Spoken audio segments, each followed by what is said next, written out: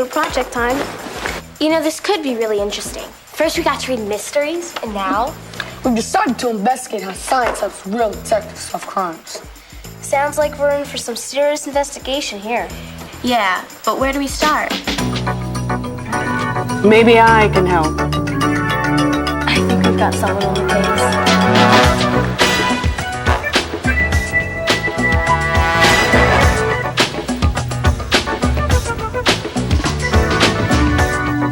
The name's Read More.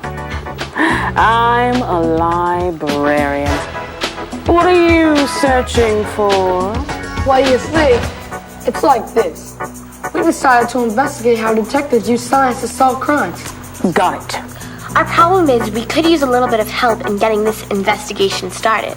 Can you help us? I'd love to. Now let's see how we can track down some leads.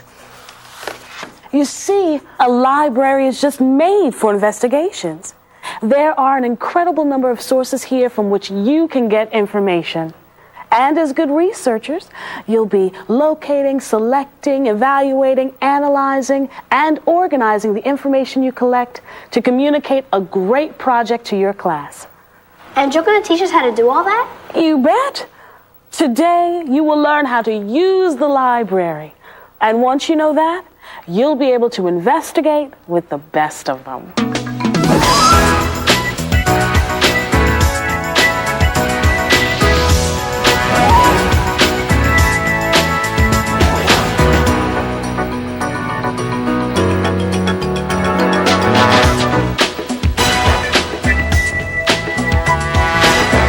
First of all, you're off to a good start. You've created a question worthy of investigation, and I can see you've been thinking a lot about this project. Well, we've done some brainstorming already, but I really want to know how detectives use DNA to identify a person. And I want to know how they match fingerprints. And I want to know what really goes on in a crime lab. Well, you have some great ideas. You've created a question with focus, not a very broad topic, which will help to direct your research. Your next step is to develop a plan for collecting evidence about how science is used to solve crimes. Plan? What kind of plan? Well, you need a plan for locating and selecting resources to find the information you need. Well, we know that we want to use books. And definitely videos. And we really want to go online. All of those resources will be great for your project, but you need to find materials easily and effectively. And I have just the tool to help you do that.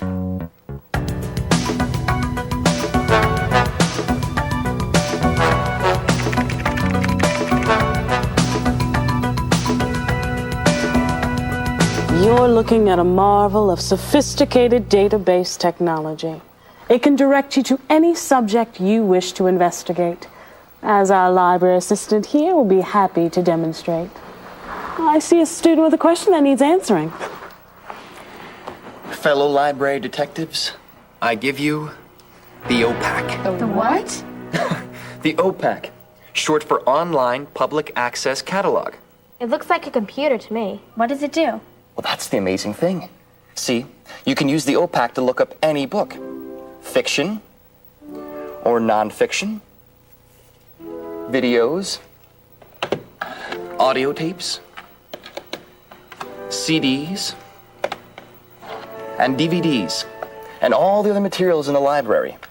That's great, but can't you do that just by going to where they are? Well, you could, but it sure would take you a long time to look through the entire library to find what you're looking for. The OPAC gives you an edge you can't get just by searching on your own. Because not only does this database let you look things up by author or title, it lets you search by subject, or by keywords and phrases. So, we can type in our subject, and the OPAC will tell us where to find information about it? Quite a detective there. Oh, these guys are all top-notch investigators.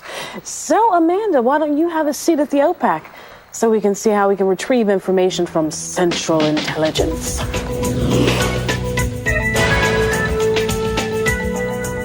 All right, Amanda.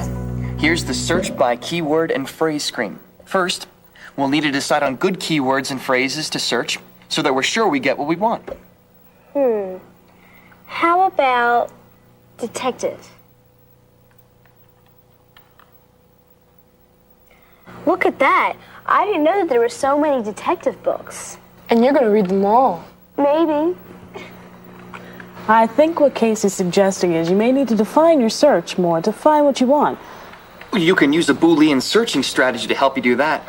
I don't have a clue what that means. It's a term for adding more detail to your search by using terms like and, or, and not. Amanda, can you think of other keywords we could use to narrow your search? Well, since we're interested in how detectives use science, we could use detective and science. Great idea.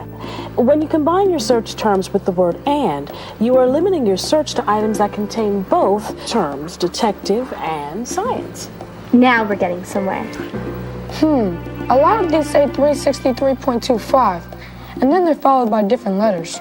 Excellent detective work, Casey. Those are call numbers. 364.15, INN, Anus Brian, Major Unsolved Crimes. And 363.25, DUP, DuPont Ellen, Criminal Terminology. Call numbers are a basic part of the Dewey Decimal System, which was invented by a man named Melville Dewey. Dewey invented the system over 100 years ago. It's a system still used by almost every public school and library in the country today. And the best part is that once you know how to read a call number, You know exactly where to find what you're looking for in the library. so let's see where this 36325 address leads us. And we can use the signs on the shelves to guide us.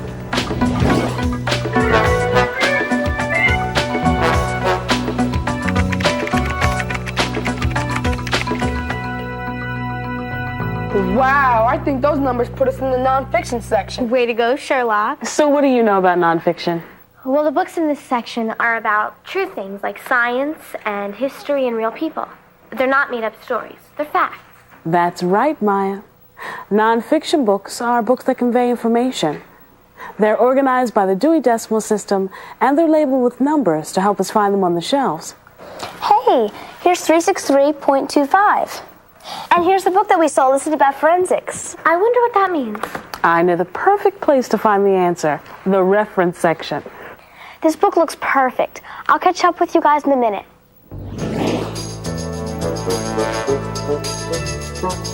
Yep, we're in the right spot. Here's an atlas with lots of pictures. And an almanac with all kinds of statistics on sports, entertainment, the weather. This is great stuff. We should check the dictionary and encyclopedia for more information.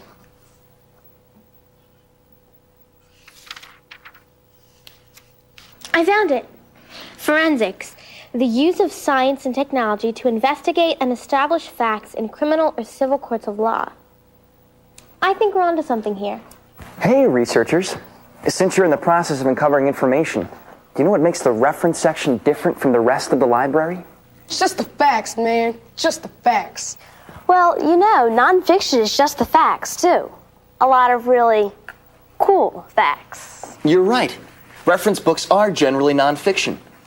Some reference titles cover a wide variety of topics and contain many small bits of information, like a dictionary. And some are filled with long articles, as a kind of encyclopedia. Other reference sources, like a science encyclopedia, focus on a specific area of knowledge. You can spot reference materials in the library because they're likely to be labeled with an R. And I know another difference. Reference books can't be taken out of the library. You're right, Amanda. Most items in the reference section can't be checked out because they're used a lot and they have to be available for many people. So if there's information you want, it's a good idea to take really good notes, as it seems you've been doing.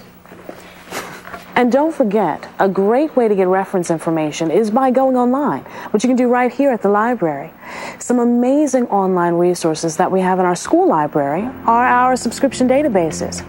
Subscription databases such as SIRS, Discover, Searchosaurus, and Big Chalk contain a storehouse of valuable information that allow you to access magazine and newspaper articles, reference materials, picture archives, book excerpts, and transcripts from TV and radio programs, all selected especially for kids. These databases are services that libraries pay for because they are such high-quality resources. We even have online encyclopedias. Mind if I give it a try? I think a magazine index would lead us to some up-to-date clues. You can do a keyword search to find what you're looking for. Hey, that's the same strategy we use when we use the OPAC. I think I'll plug in forensics. I think that's a helpful search term. Oh, here's an article from Time for Kids about a crime lab. This one looks really helpful. How can I get a copy of it? Just press the print button and it's all yours. But if you want to save yourself some paper, you can email it to yourself. This is great stuff. Why don't you two stay here and continue looking at background on your topics, and we'll head back to the computer banks to do more research using the OPAC.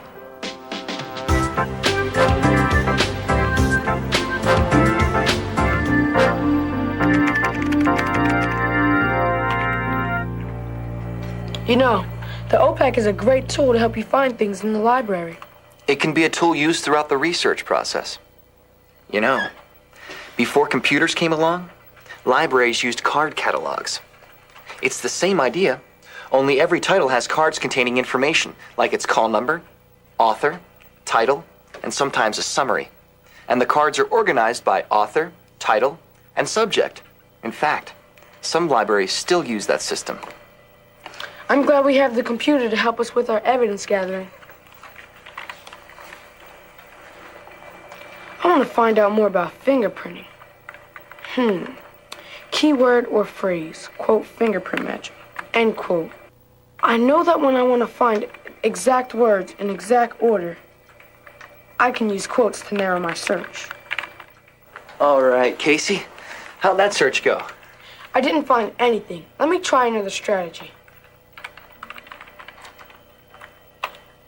No quote this time, just fingerprint and detective. Yes, a list of books. And here's a video. I definitely need this one.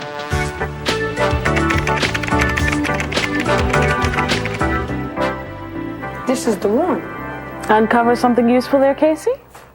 I found the video I can really use. Great. What's it called? Prince of Thieves. It's a documentary on the history of fingerprint identification technology. It looks great. That's some superior intelligence gathering there, Casey. If someone could just tell me one thing. What's that? Can I watch it here?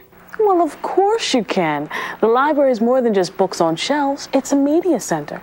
And remember, there's a whole collection of DVDs and CD-ROMs for you to work with. That's a great idea. Maybe I should look for a DVD on fingerprinting or detective work. Well, you could browse through them, or you know where else you could look. The OPAC. Your partners in crime. Or should I say, investigating how to solve crimes. You wouldn't believe what we found already. Amanda has 3 books with sections about DNA sampling. And do you know where they do all that work? In the crime lab that Maya's reading about. So, Casey, we came to see what you had. Hey guys, wait till you see this video about fingerprinting. Just read the back cover. It fits right in. Miss Reedmore, I found in my research that the first private detective was named Pinkerton. Where can I find stuff about him? Any suggestions? The OPAC should do the trick. Good. Or, since we're looking for a real person, we could go straight to the biography section. Good thinking, Amanda.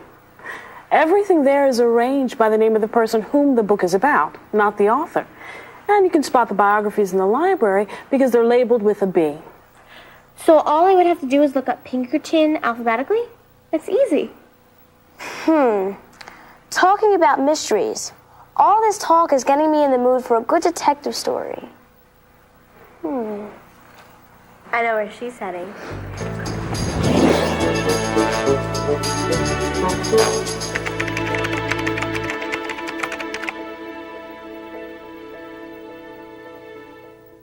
All right, Amanda, what do you know about the fiction section? Well, for one thing, the titles here are stories. That's right. Fiction books are created from an author's imagination. And here's another hint. You see these letters on the spine of the book? There's an F above them. That stands for fiction. And if you look a little closer, you'll see more letters after that. E-L-M are the first few letters of the author's last name, Elmore. And if you go down a bit further, you'll see a book by Sharon Evans, and the letters we see there are E-V-A. So the fiction books are listed in alphabetical order by the author's last name. Exactly. And you'll also notice in the fiction section, we don't use Dewey Decimal numbers. So you either have to know the author or you have to go to the OPAC to find out. That's pretty easy.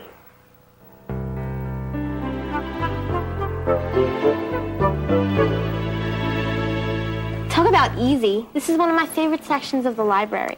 The part with picture books. Oh, the easy reader section. I used to love these books. I still do. Sometimes I read them with my little sister. These books are labeled E for easy, but I think of them more as books everyone can enjoy.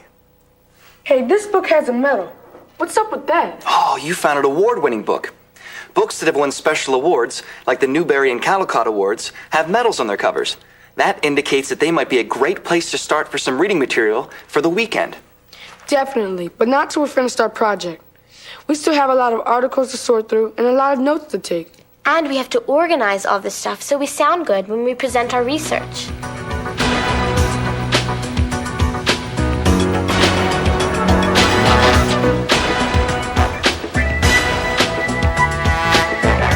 So, my fellow detectives, looks like you've collected some solid evidence.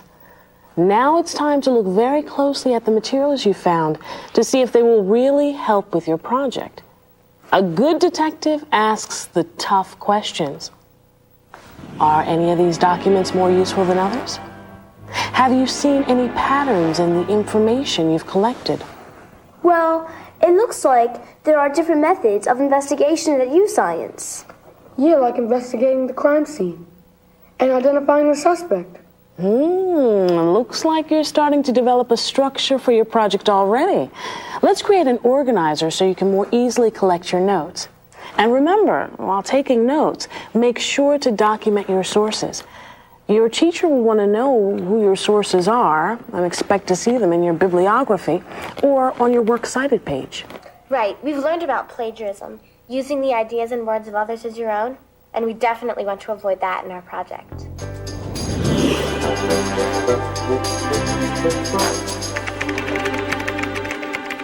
How are things working out here? Any new clues? Lots. We've been evaluating what we found. We got some great resources and decided that we didn't need some others. How about if I put these books that we don't need back up on the shelves? Actually, Amanda, you can put them right in here, in the return cart. So, you mean I don't put them back where I got them from? That's a nice thought. But over the years, librarians and their assistants, like me, have found that it is better for everyone to drop their books off in here, rather than to take the chance of having them shelved in the wrong spot. Now, there is an exception. It is okay to put a book back if you use one of these. They're called shelf markers. It's like a placeholder for your book. Exactly. Picture what would happen if someone tried to put a book back in the wrong spot. You might never find it again. Ever. And that's a mystery nobody wants. Very true. Things can get pretty confusing when the books aren't in order. Well, now that you mention it, everything is pretty much in order. Everything's so neat and clean. That's because it's very important to keep the library environment clean. So you really can't bring your lunch or snacks in. Yeah, I don't want to find any evidence of the people who used the book before me. No question about it, Amanda. Library materials are shared by everyone, so it's important to remember to take very good care of them. And it's also important to remember there are other people working here too. One of the reasons I like coming to the library is it's so easy to concentrate. But are we allowed to talk at all? Daisy, we wouldn't be able to do a group project if talking wasn't permitted. That's a good point. As long as you respect the needs of other people who come here to study and learn, you'll be just fine. Well, it looks like it's about time for you guys to head back to class. We better start wrapping it up.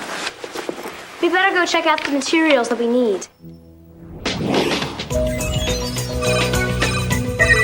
Thank you.